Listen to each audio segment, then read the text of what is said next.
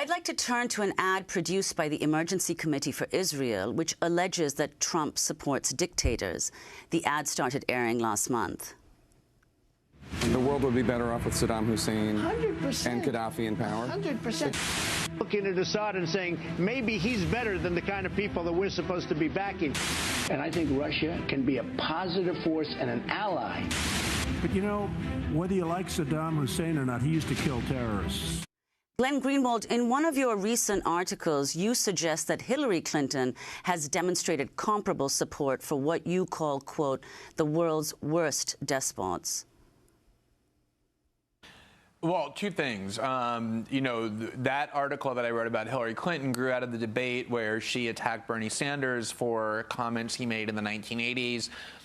In which he said positive things both about Fidel Castro and also the Sandinista government in Nicaragua. And she very self-righteously said, how could you possibly praise a government that is oppressive and tyrannical? And yet, if you look at Hillary Clinton's record, not in the 1980s, but far more recently, in the last 5 to 6 years, she has embraced and expressed extreme levels of support for some of the world's most brutal and horrific dictators. She called President Mubarak of Egypt a close personal friend of her family and expressed all kinds of support for him at the time that the government of which she was a part was arming and funding him. She did the same with the Saudis. The Clinton Foundation has raised money from some of the worst and most oppressive dictatorships in the Persian Gulf, including the Saudis and the Qataris and the Emirates and the Bahrainis. Hillary Clinton, essentially, her record has been one of embracing and supporting in all kinds of ways the world's worst tyrants. The other aspect that I would add is that, you know, not just those Persian Gulf regimes, but one of the things that Hillary Clinton has done with very little notice has been to make a central part of her campaign embracing not just the right-wing Israeli government, but Prime Minister Benjamin Netanyahu himself. She's written op-eds in Jewish journals and in the Forward talking about the need to get even closer to Israel, if you can imagine that. And then the speech she just gave to AIPAC was about the most disgustingly militaristic, hawkish, pro-Israel speech I think that you could ever possibly hear without the slightest even pretense of concern for people in Palestine or in Libya, where she supported a war that has caused great instability, or in Iraq, where she supported a war that has imposed huge amounts of suffering. And so it's very easy to talk about Donald Trump being close to dictators or being dangerous, but there has been a huge amount of Hillary Clinton's record that has spawned immense amounts of tyranny and violence in the world that Democrats and progressives are steadfastly ignoring. Let's go to a clip of Hillary Clinton addressing AIPAC, the American Israel Public Affairs Committee. People here today are on the front lines of the battle to oppose the alarming boycott, divestment, and sanctions movement known as BDS. We must repudiate all efforts to malign, isolate, and undermine Israel and the Jewish people. That was Hillary Clinton addressing AIPAC. Glenn Greenwald. What she's doing there is affirming one of the most vile slanders that currently exists. There is a campaign in the United States and in Israel to literally outlaw any advocacy of a boycott movement against Israel, similar to the boycott and divestment and sanctions campaign that brought down Israel and the United States' closest ally, which was the apartheid regime in South Africa. Now, you can certainly raise objections to the tactic of boycotting Israel, and lots of people have. But to render it illegal depends upon this grotesque equating of a advocacy of a boycott of Israel with anti-Semitism, and then saying that because anti-Semitism should be banned from universities or from private institutions, that it should be literally outlawed to ban advocating the boycott of Israel as well. And people in Europe are actually being arrested for advocating a boycott of Israel. Students in American universities are being sanctioned and punished for doing so.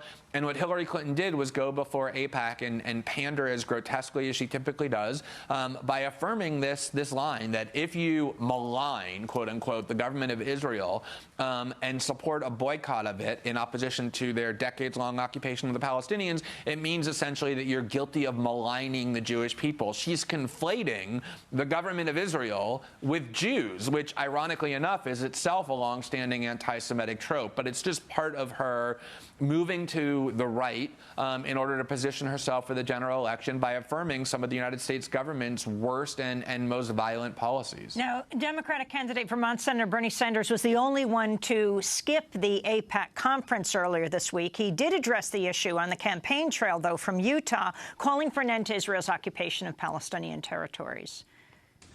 It is absurd for elements within the Netanyahu government to suggest that building more settlements in the West Bank is the appropriate response to the most recent violence. It is also not acceptable that the Netanyahu government decided to withhold hundreds of millions of shekels in tax revenue from the Palestinians, which it is supposed to collect on their behalf. That was Bernie Sanders in Utah. Glenn Greenwald, I believe he did offer to address AIPAC by video stream or Skype, as did Romney in 2012, but we heard he was told no. Yeah, I mean, a couple months ago, Donald Trump on an MSNBC program said, when asked about Israel and Palestine, that he thought the U.S. should be neutral in order to be a more effective arbiter, which until 20 years ago was a standard mainstream U.S. position, but now has become very shocking. Same with what Bernie Sanders just said. To hear a prominent American politician stand up and actually criticize Israel in such stark and blunt terms, calling them occupiers essentially, and criticizing how they're treating the Palestinians is almost shocking to the ear. Hillary Clinton would never do it, nor would leading Republican politicians. And yet it is really a very mild way to talk about Israel, and it shows just how far to the right the discourse has shifted in the United States when it comes to Israel, and how much a part of that right would shift is Hillary Clinton when you think about how almost shocking it is to hear pretty mild criticisms of Israel coming from Sanders or mild proclamations of neutrality coming from Trump. Very quickly, before we end, Glenn, the issue of encryption, again raised, of course, in the aftermath of the Brussels attacks, but the whole battle between the government, the FBI, and Apple. The government's attempt to make sure that nobody can use encryption to keep them out of private communications is based on continuous deceit. They falsely claim that the Paris attackers used encryption when they had no idea if it was true. They're already making that claim about the Brussels attackers, even though there's no suggestion that it's true. And the whole campaign against Apple was based on what turned out to be a total lie, which is that they needed Apple to help them break into the San Bernardino phone when all along they could have done it themselves. And it's up to the media to check these claims on the part of the government, and of course the media has been very lax in doing so. Well, we want to thank you, Glenn, for staying with us. We're going to talk to you for a few more minutes after this broadcast, and we'll post it online at democracynow.org. Glenn Greenwald, Pulitzer Prize-winning journalist. His piece for The Intercept is headlined, "Brazil is engulfed by ruling class corruption and a dangerous subversion of democracy." Another recent piece, "The Rise of Trump Shows the Danger and Sham of Compelled Journalistic Neutrality." We'll link to these and many others at democracynow.org.